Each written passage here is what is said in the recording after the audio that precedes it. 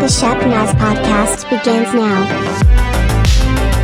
Welcome to the Shepnaz Podcast. I'm Joe, and I'm your host today. Yesterday, we started talking about church membership, and we're going to continue that conversation today. Yesterday, we mentioned that you want us to be a functioning church member and also a unifying church member. We're going to take a look at a couple more facets of church membership. We do have a membership class starting on Wednesday, March 13th. That's this Wednesday. And you are welcome to come. Pastor Rob's in here, and we're going to talk a little bit more about why we even have church membership. So welcome back in, Pastor Rob. Great. Thank you. Thanks for having me. Yeah, we were talking about those things that you mentioned yesterday, and today we'll just kind of keep adding to the list of things that we ask members to make a commitment to. So when you make a commitment to become a member, we ask members to make 6 commitments. You talked about 2 of them. The third one is this, and this is a really important one, and I think that this has a lot of power to make a difference in a church. But commitment number 3 says, I will not let my church be about my preferences and my desires.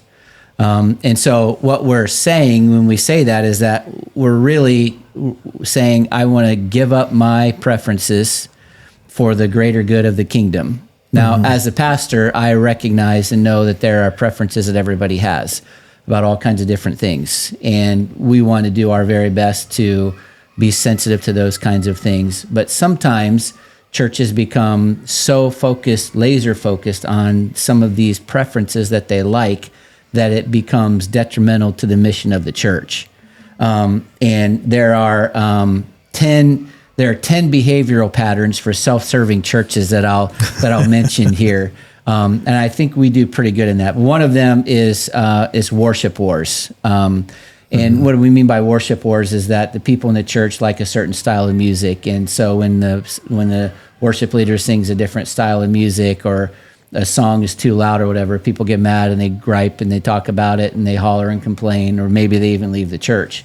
I don't know that, I'm sure that that's an issue in places. I know that in our church there are people who really enjoy hymns, and when we sing hymns that connects with them and it helps them to kind of go back in their mind and solidifies the commitments that they've made. And I love hymns too. But then we also sing some songs that are more modern. Probably we sing more songs that are modern than hymns. And part of the reason that we do that is because we want to do our best to be relevant to the culture of people who don't know Jesus yet. And that's the kind of music that they listen to, and it's one of those things that happens. But sometimes churches become so focused on that they won't do other things, that it becomes detrimental to the mission. Sure. Another thing is prolonged meetings about low-level priorities. If the board's going to have to talk about 4 hours about the color of carpet on the stage in the Central Complex. Thankfully, we don't have that issue. Thankfully, I can tell stories. It's not about this church, but I can definitely tell stories about the color of the paint of the door. Yeah. Well, that's the next one, is focusing on maintaining facilities over using them. And so one of the churches I was a youth pastor at, I was given the fellowship hall was my space to have ministry with the teenagers, and the women's ministry was also in charge of the fellowship hall. And it was a very nice place for girls to be. But I was trying to reach the high school football team, right? So pastels had to go away. No, they didn't go away. I wanted them to go away. But it was like, no, that's where the women have their meetings. And I'm like, well, but I also have teenagers in here, and we're trying to reach high school kids and guys, and they come into a room where the walls are all pink and frilly curtains. They're like, that's the only time they're ever in that kind of environment, and it shouldn't be that way. So anyway, those are some of those bad things.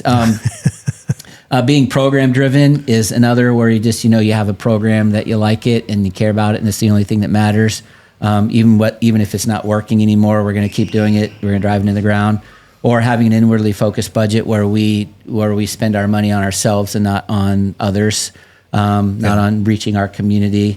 Unreasonable demands for pastoral care, that the pastor has to be there all the time. That's one of the things I think that's wonderful about this church, is that it's a very understanding church, and a lot of those cultural things have changed when COVID came, because pastors couldn't even be there whether they want to or not. Then the other thing is attitudes of entitlement. And that goes back to our first thing where we say we want to be a functioning church member, which means I have responsibilities, not privileges. And that's what entitlement is all about. I have privileges that you should do what I want because I've been here a long time, or I give money or this or that. And that's a negative thing. So we don't want that. Greater concern over changes compared to concern for the gospel. Like, we don't want to change this because this is the way we've always done it. What do they say? The 7 last words of a dying church are we've never done it that way before. Right. Just make sure it's 7. I'm counting on my fingers. Yeah.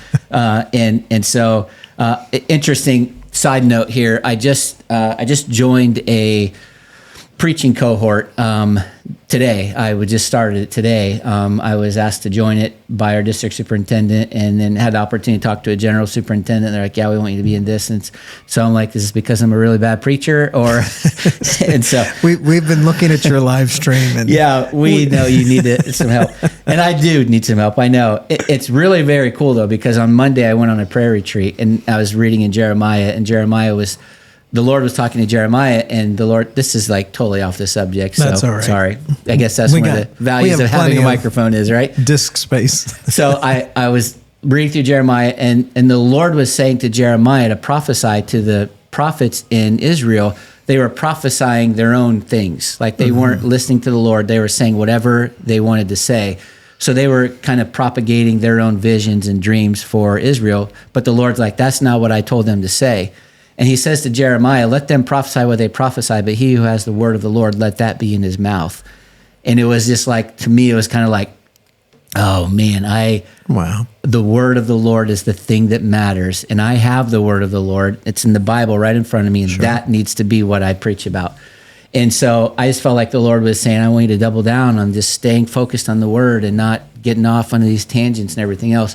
And then Sam, our DS, called me and said, hey, we have this preaching collaborative thing we want you to be a part of. And if you're okay with it, I'm going to give your number to David Graves. And he's going to call you. So I'm like, sure. So he calls me. I'm literally praying outside in the cornfield. Like, Sam calls and he said, what are you doing? I'm like, I'm in the middle of a cornfield praying. And he's telling you. And so the Lord talked to me about this in the morning. Then Sam says this. And so I started it today. And man, it's powerful. And I don't know what that had to do with anything, what we were talking about. I don't know what it has to do.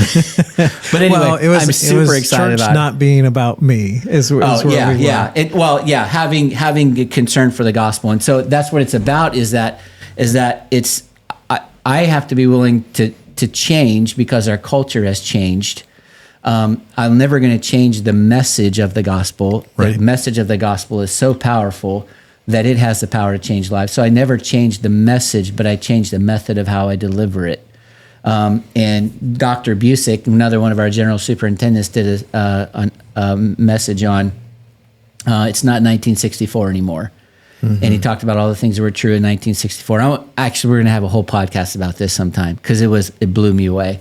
But he was talking about how different our culture is, and we have to be willing to change our methods to stay true to the message. And so that's nothing new. We'll talk about that. I think, but it does fit within this whole realm of talking about not making the church about myself and not trying to tailor it towards what I want. And whether we're talking music styles or chairs versus pews or all those kinds of things, it's not about, we've got to get with the times and change the message because it's no longer acceptable. We're not going there. Never. But we're just saying we present things in a different way so that it can be reached. I mean, you look all the way back to the early church when they started building cathedrals, and stained glass was the multimedia of the day. Yeah. And they would go to church and they would see beautiful things that they couldn't see anyplace else. Yeah. And so it was the church that was leading in arts and multimedia and everything else. And then at some point along the way, we just decided to hand that off to the enemy and let them be the cutting edge for all that. And so we're taking that ground back. Yeah. Yep. Well, and that's one of the things that we were talking about is, changing our methods, but not the message. I've had people say, we need to start going door to door again. We used to do that, and we see people come to know the Lord. And I'm like, somebody comes to my door, I kind of don't want them to be there. Yeah. And I don't want to be the person who shows up at somebody else's door who says that stupid church person is here trying to, I shouldn't say stupid, sorry. but he's just talking about, things that worked in the past don't work now. But it doesn't mean the gospel doesn't still have power to change people's lives, but we got to get it to them somewhat, how different. Another funny story he said he's like, back in 1964, we had this thing called bus ministry, and we had one here. It was amazing. Oh, yeah. And he says, can you imagine an adult that you don't know pulling up in front of your house today with the bus and asking if they can take your kid out of your house, put them in the bus, take them to a church you haven't been to, let them be influenced by people you don't know, and then they'll probably bring them back? Right. That person would go to jail. Like if you knocked on the door and said, can I take your kid to Sunday school in the bus? There's a good chance that somebody's going to call the police on you. Yeah. And it's just such a different world that we live in. So different. Hey everyone, Pastor Nick here. I'm in Johnstown and I'm on site at our brand new Shepherd Church Johnstown campus location. You can see the church here in the background. We've been hard at work getting this thing ready for our launch Sunday, which is going to be happening on Easter, March 31st at 10:45. We'd love to invite you to help us get the word out. We'll be here on that Sunday, March 31st, 10:45. The address is 280 South Main Street, and we hope to see you soon. All right, so we have hammered down that church is not about me or my preferences. Right. So what's our next kind of facet for church membership? Thank you for moving me on. Yes. The next one is that I will pray for my church leaders. And one of the things that we talk about in the membership class is just the importance of prayer in our church, but also the support of prayer that comes from people in the church praying for the pastor and the staff. Mm-hmm. And, there's a lot of pressure that they carry, a lot of weight. There's a lot of challenges that they face. Everybody faces challenges today, but there are some unique challenges that a staff person faces in their marriage, and with their children and with their time, and those kinds of things. And so to just be diligent in praying for the pastor and their staff.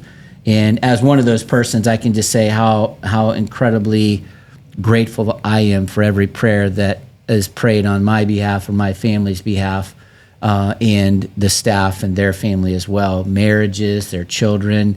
The greatest tragedy in the world would be for someone to invest their life in the ministry of the church trying to reach people, but at the same time lose their marriage or lose their own children to the gospel. And so the enemy knows that and comes after marriages and families in a big way. And to be able to just pray for them and encourage them is huge. Well, and I think it's a reminder to us to also be praying for the rest of the family of our church leaders. Right. Because we have spouses and kids that, they oftentimes and understandably, they're very gracious about it, but sometimes they have to wait, because somebody else needs their spouse right now. Yeah. And we should be not only, pray for the leaders, also pray for their families as well. Yep. The fifth one is I will lead my family to be healthy church members. And the idea behind this is that we recognize that you are becoming a member, but we also want you to do your very best to encourage the rest of your family to come along. We are right now. We've just recently started a team to put together some really cool stuff for the church's 100-year anniversary, which comes in 2027. So 2.5 years away from our 100-year anniversary as a church. And we have some people that kept a bunch of stuff, and we've got a lot of cool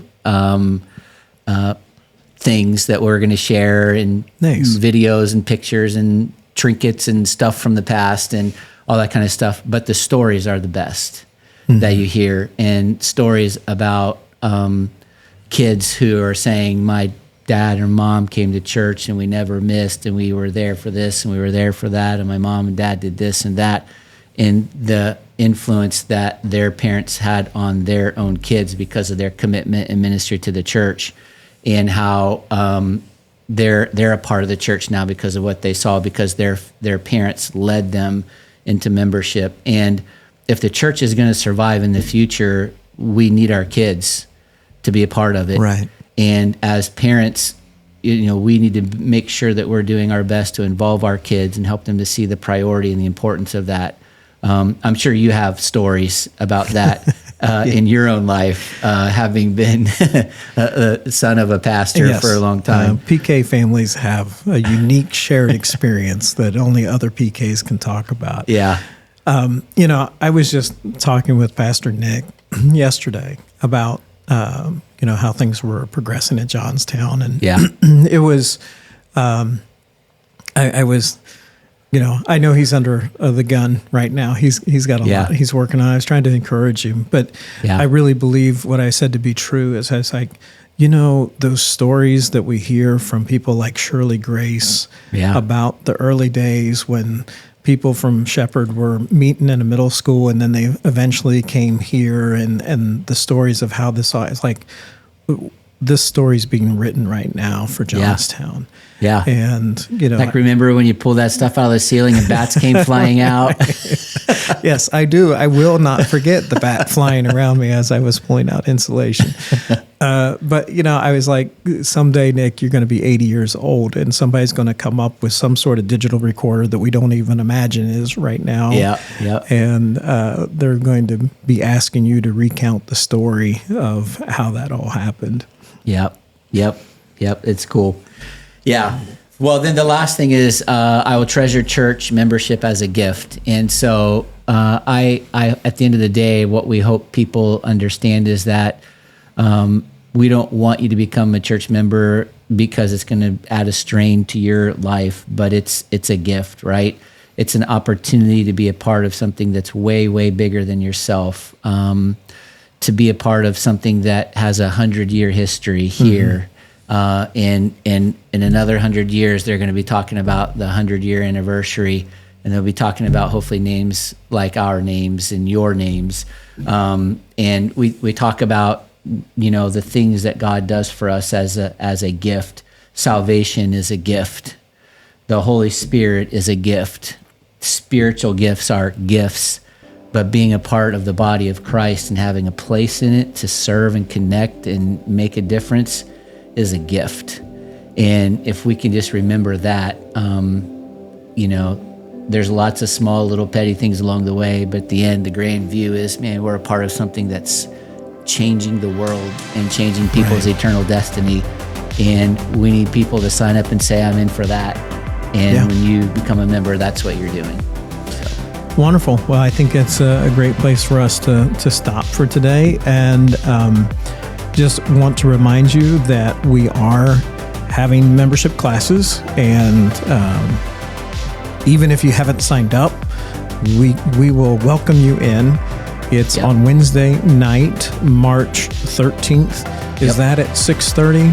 6:30 to 8 o'clock, And we'll cover other things. We'll talk about the history of this church and what we believe and all those kinds of things as well. So there's a lot to it. Sounds great. Yeah. Well, follow along with everything that's going on in the church at shepnaz.org. Also, be sure to follow us on Facebook, Instagram, and YouTube. For Pastor Rob, I'm Joe. Have a great day. This podcast is a production of the Shepherd Church of the Nazarene, Gahanna, Ohio. Email to podcast@shepnaz.org and let us know what you think.